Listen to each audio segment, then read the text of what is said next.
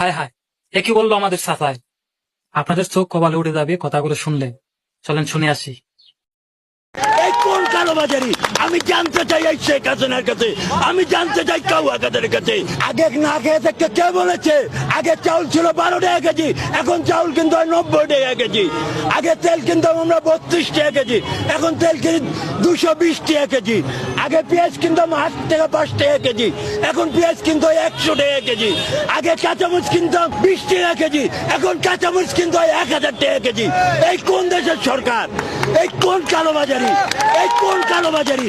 আমি জানতে চাই এই শেখ হাসিনার কাছে, আমি জানতে চাই কাউয়া কাদের কাছে, আমি জানতে চাই হাসান মাহমুদের কাছে।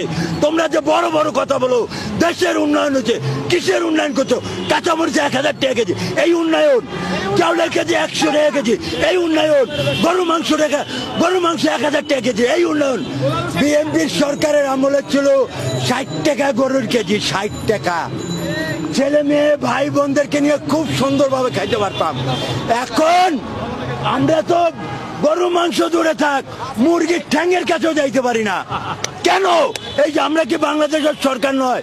ওই আওয়ামী লীগ, যুবলীগ, ছাত্রলীগ, মহিলা লীগ, শ্রমিক লীগ, হকার্স লীগ, এরাই তোমার মানুষ।